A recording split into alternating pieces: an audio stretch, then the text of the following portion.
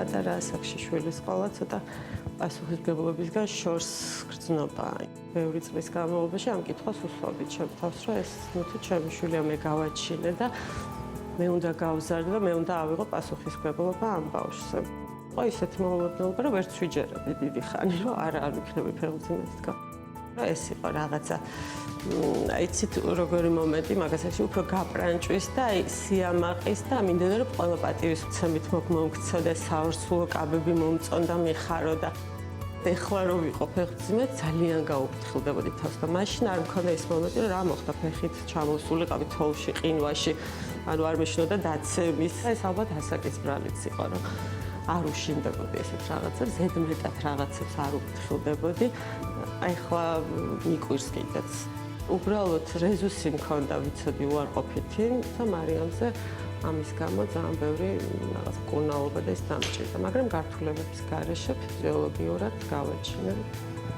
და ეხლა როგორც ვიხსენებ ბევრად მარტივად ვიდრე სალომე 24 წლის ვიყავი სალომე რო გავაჩინე და უკვე დასრული ტვინით უდგებოდი აი რო ვიხსენებ იმ პერიოდებს ხო მარიამის მიმართ დანაშაული შეგრძნებაც მიჩნდება ხშირად, იმიტომ რომ რაღაც ისეთები დავაკელი, რაც მე სალომეს მაგალითად დიდი რუდუნებით უკეთებდი, მაგალითად ჭამის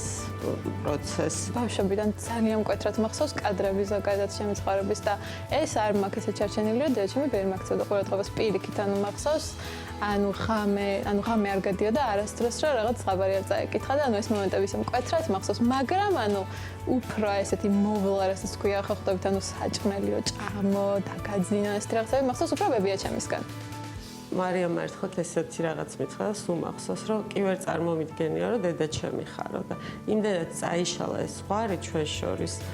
ან დედაშვილობისთან თან მარიამ იმდენად დამოუკიდებელი გაიზარდა მასთან შორის იმასაც ვაბრალებ რომ მე თვითონაც რომ პატარა ვიყავი ბავშვმა იტვირთა თავის ეს ზრუნვა და მართლაც სულ მგონია რომ დიდია. ფაქტობრივად ჩემი ერთ-ერთი ყველაზე საუკეთესო მეგობარი იყო დედაჩემი ყოველთვის და ნუ მე უფრო და უფრო რაც უფრო ვიზრდებოდი უფრო და უფრო ახლოს შევდიოდით კონტაქტში. აქეთაც ზრუნავს ხოლმე ჩემზე მარიგებს მაგალითად სადმე რომ მივდივარ მიფრინავ ის მილაგებს ბარგს ის არ დაგჭეს პასპორტი ბილეთი არ დაგჭეს და ზრუნავს როგორც დედა.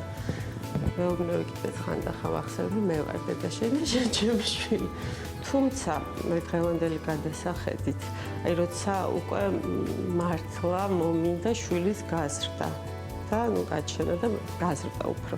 ეს იყო 30 წლის მერე გული მწყება ბევრ რამეზე რაც მარიამს მოვაკელი იმის გამო რომ